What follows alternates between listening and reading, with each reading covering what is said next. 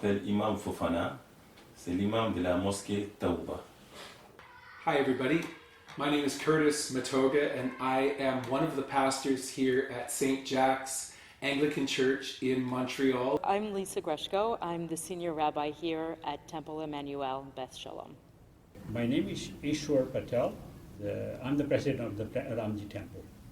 My name is Umesh M. Dave and I'm a priest of Ramji Temple. Je m'appelle Percy Diaz, je suis le curé, le responsable de cette paroisse. Mission catholique latino-américaine, Notre-Dame de Guadeloupe. Mais c'est à nous de latinos, nous avons deux prénoms, nous avons deux noms de famille, alors c'est comme ça. Mission latino-américaine, Notre-Dame de Guadeloupe.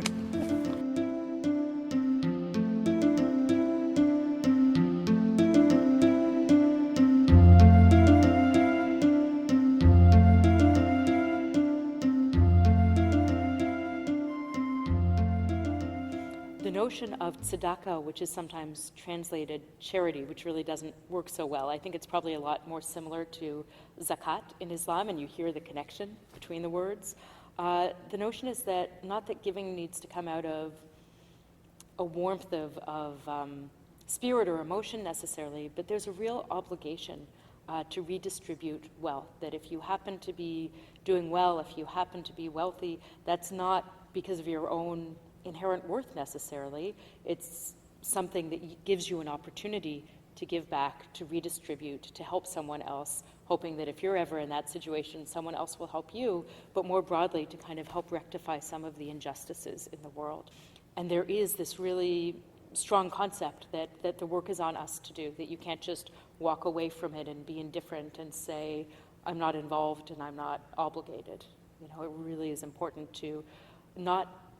No one can do everything, but it's not okay to do nothing. We have a responsibility to be community buildings because we're getting a free ride in terms of property taxes, and I think if we don't open up to the community, I think we're misusing that privilege. And so our value here at St. Jack's is to just open the doors and invite the community to use it as community space.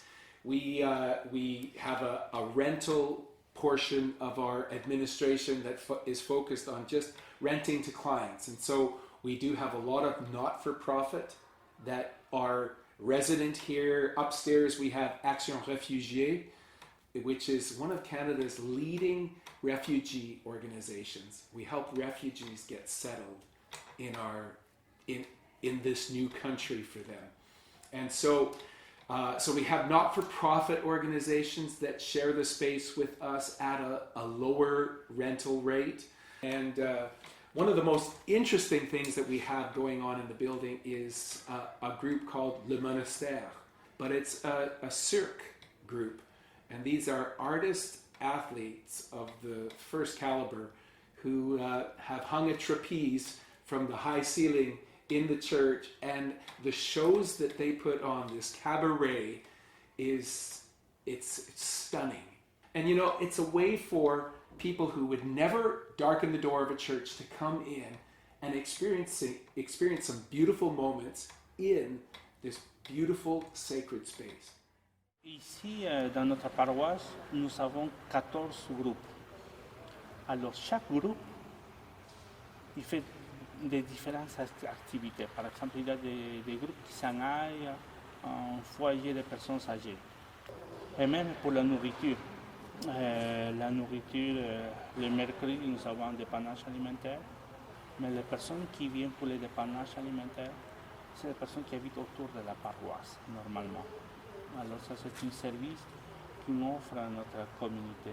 Alors, chaque groupe essaie de faire quelque chose à l'extérieur.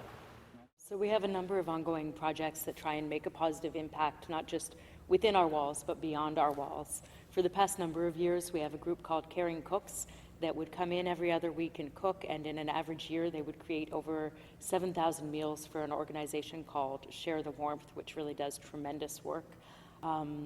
We collect items and create care packages for women in shelters through another program that we do. And then most recently, a few years ago, we had the privilege of sponsoring 2 Syrian refugee families to come to Montreal to be reunited with their families.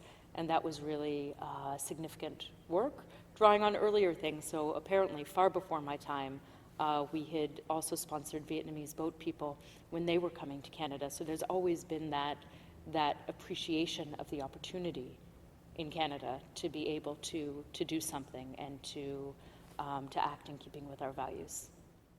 C'est une gratitude envers la société québécoise et canadienne. Oui, c'est quand on vient dans ce pays, cette liberté que chacun de nous jouit, la liberté d'exercer sa religion, de se procurer des lieux de culte, et aussi l'intégration.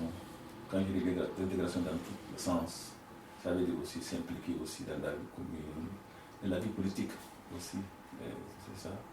Et la mosquée joue un grand rôle quand ça vient de la mosquée qui encourage la communauté de s'impliquer davantage dans la vie commune, que ce soit la politique, la société, ça a beaucoup de poids. Donc au moment des élections, on encourage, on fait savoir aux gens que nous sommes dans ce pays pas de passage, on est là pour rester.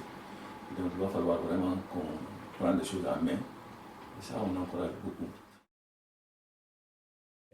Every Saturday, so until this happened, every Saturday we prepare the food for sometimes 100, 200, 300, 500, and depends on the big occasion. You know, especially like Janmashtami, like a birth of Lord Krishna. We have reached up to 1,500 dishes. Like that. Even somebody passed away, you know, and then for his soul to be in a peace, we hold the prayer here, and we provide all kind of service when someone passed away. We arrange to have the renting the hall, everything what they needed, because the single person won't be able to do it. So when someone passed away, we provide all kind of service to them, to the family. At St. Jack's, we have a number of projects and programs that we run that we are really proud of. We have this program that we run usually twice per year. It's called Alpha. It's a 10-week program, once per week, where we just together explore the meaning of life. It's amazing how in that discussion where everybody's on equal footing, we've eaten together, there's some really beautiful exchanges that happen. And over the course of the 10 weeks, people really begin to care for each other, to know each other, and so difficulties are shared, and people feel supported. And so we've seen many people in a really organic way come to faith. And in that whole format, we've had immigrant populations within our groups join us. We've had a Persian community, Iranians, who were part of our Alpha program on several occasions, and then they decided they want to do this in Persian, and we helped them. People who come as an immigrant here, definitely they will come because they are used to go to the temple over there, so they'll find it. Oh, this is the place here too. So they will come, you know, and they will benefit. Yes. Bien sûr que pour nous, les Latinos, les immigrants, notamment je parle pour les Latinos, en arrivant à ce pays, on ne parle pas français, on ne parle pas anglais. Puis en arrivant aussi, on arrive juste avec nos valises. Et louer un appartement, c'est pas évident. Acheter un matelas, c'est pas évident. Trouver un travail, c'est pas évident. Même si tu veux étudier ou reprendre ta profession, c'est pas évident.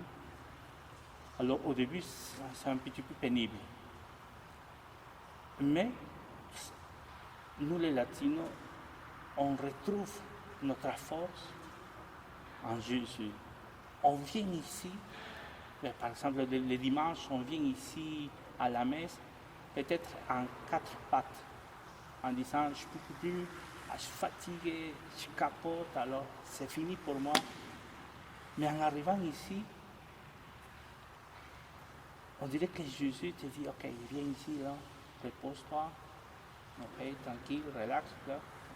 Let's go, lève-toi, go, réveille-toi, prends la force. Et c'est ça pour nous l'importance. C'est Jésus qui nous donne la vie, la force, le courage. Puis bien sûr, en retrouvant une vie ici spirituelle, ici dans la communauté, on essaie de s'aider, de s'épauler. En disant, par exemple, on arrive ici, une personne qui a loué un appartement qui couche par terre. Donc, on a besoin d'un matelas. On dit, ok, quelqu'un a un matelas. Oui, nous avons un matelas. Okay. Quelqu'un a une vaisselle. Quelqu'un a une table, une chaise. Alors, on essaie de nous aider. L'identité est très importante. Il y a l'identité québécoise, il y a l'identité canadienne. Mais pour comprendre l'identité québécoise, il faut d'abord connaître son origine. Si la personne ne connaît pas son origine, ça sera difficile de connaître ce qu'est l'identité même. Et nous aidons beaucoup à l'intégration des gens. Et ça c'est un projet phare que nous menons. Il arrive des fois que nous ramassons des gens, nous accueillons des gens à l'aéroport, oui, des fois il y en a même que nous logeons pour un certain temps. Et aussi nous les orientons vers des avocats, des associations, des ONG qui sont plus aptes à les aider. Donc, notre projet, vraiment, c'est, en général, c'est comment aider la communauté à se mieux intégrer ici. Mieux intégrer, ça veut dire quoi? Je suis ce que je suis, et en même temps, je suis en harmonie avec tout le monde. En espagnol, dicen les vieilles mamans, ici, Dios proveerá. O sea, si nous donnons les petites choses que nous avons, mais on les fait avec amour, pas parce que c'est le restant, on donne ça, non. On donne vraiment les choses que nous avons besoin aussi. Et en disant, ben, c'est Dieu qui prend en charge. Au début, mais comme quand je suis arrivé ici, je venais d'être ordonné. Alors je commençais à travailler, puis les vieilles mamans. Mais si tu n'étais pas mon père, ça va bien aller. C'est Dieu qui prend en charge. Mais je voyais que les malades, ils donnaient, ils faisaient une chose. C'est Dieu qui donne après. Il y a une abondance. Puis je vois, et vraiment, c'est vrai. Je ne sais pas qu'est-ce qui se passe. Vraiment, quand on fait les petites choses par amour, ça va comme ça.